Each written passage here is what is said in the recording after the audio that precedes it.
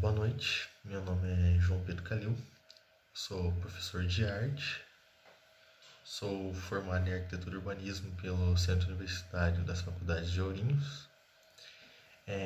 O conteúdo da minha aula é sobre o Barroco brasileiro do segundo ano do ensino médio.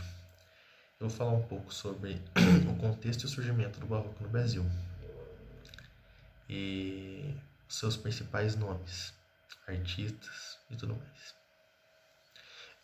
No início do século XVII, o Brasil era uma colônia portuguesa e os padres jesuítas sentiam a necessidade de catequizar os povos indígenas para contribuir no processo de colonização. Então, para isso, eles utilizavam do barroco, principalmente por meio da religião, que exercia uma grande influência na vida das pessoas na época.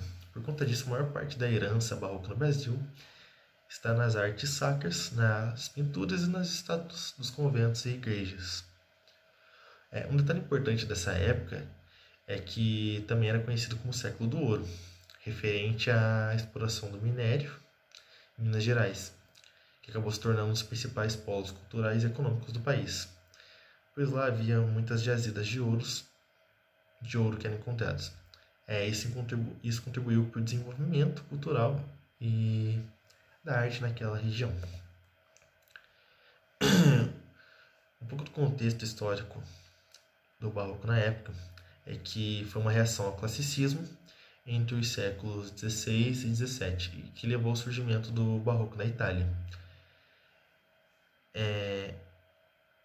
As características eram totalmente opostas, sendo elas com excesso, exagero, a linguagem dramática, a assimetria, a irregularidade, o conceptismo e o cultismo no estilo do barroco ditou a cultura na época.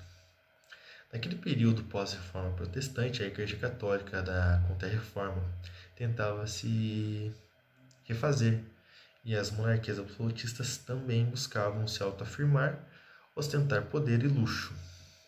Exemplo disso são os grandes teatros, as grandes igrejas e palácios construídos na época, com o objetivo de causar um grande impacto na sociedade. Como Portugal era católico e monárquico, eles também adotaram essa estética barroca e levaram para o Brasil cerca de 100 anos depois, após o início da colonização, quando o território brasileiro crescia e com o surgimento dessas primeiras vilas. Na época, a escravatura foi instaurada e os índios demonstravam resistência à expansão da colonização. Dessa maneira, o barroco no Brasil expressou todas essas contradições e tensões. A técnica rudimentar utilizada pelos escravos e índios, principalmente nas artes plásticas, levou o barroco no Brasil a ser considerado pobre, quando era comparado ao barroco europeu. Porém, para muitos estudiosos, foram essas características que deram originalidade às obras barrocas nacionais brasileiras.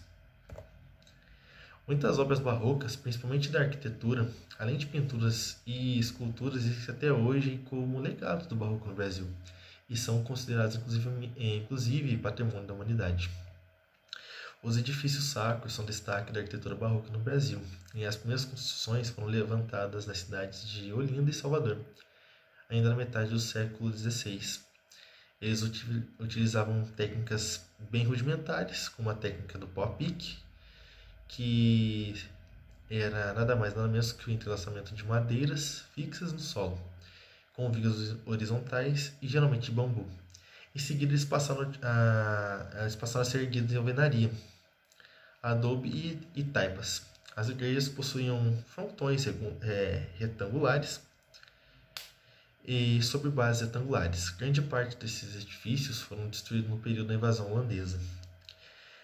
Minas Gerais tem o maior acervo barroco do Brasil, com construções ricas em detalhes e elementos cobertos por uma grande por camada de ouro. Também eram utilizadas cores fortes, figuras de anjos e altares de madeira. Um dos grandes nomes do barroco brasileiro é Antônio Francisco Lisboa, também conhecido como Aleijadinho. Ele nasceu na cidade mineira de Vila Rica, conhecida também como Ouro Preto, e há algumas controvérsias sobre a sua data de nascimento, mas a maioria dos pesquisadores dizem que ele nasceu em 29 de agosto de 1730. Ele era filho do português Manuel Francisco Lisboa, mestre em carpintaria, que chegou em Minas Gerais em 1728, e filho de uma escrava chamada Isabel. Aleijadinho estudou as primeiras letras, latim e música com alguns padres de Vila Rica. Ele aprendeu a esculpir ainda criança, enquanto observava seu pai trabalhar. Seu pai trabalhar em esculturas de madeira e de imagens religiosas.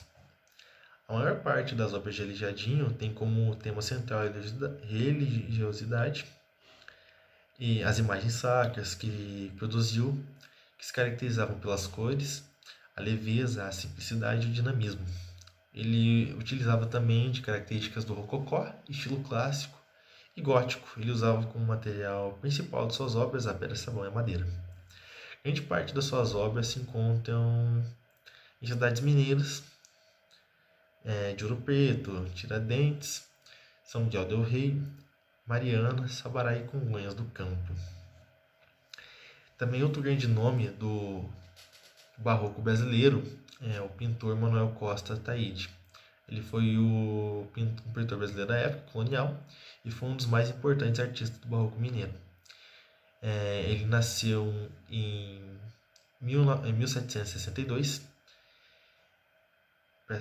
mais precisamente em 18 de outubro, em Minas Gerais, na cidade de Mariana. Ele era filho de um português, Luiz da Costa Taide, e de uma Maria Barbosa de Abreu. Pouco se sabe sobre a formação artística dele. Como os pintores da época, ele seguia alguns cânones da Igreja Católica e baseava-se nas gravuras dos livros sagrados e dos catecismos europeus. Sua obra possui também características do pintor francês Jean-Louis Demar e o italiano Francesco Bartolozzi. Também conhecido como Mestre Taide, ele foi um dos principais nomes do barroco rococó mineiro do século XIX. Sua arte compreende endouramento e encarnação de imagens, trabalhos em talha, pinturas sobre painéis, pinturas de forros de igreja, etc. Ele empregava cores vivas, principalmente o azul. Seus santos, anjos e virgens, por vezes apresentavam traços mestiços, sendo considerado um dos precursores da arte genuinamente brasileira. As obras de Ataíde estão espalhadas por diversas cidades mineiras, e as principais obras do artista datam de 1781, quando ele encarna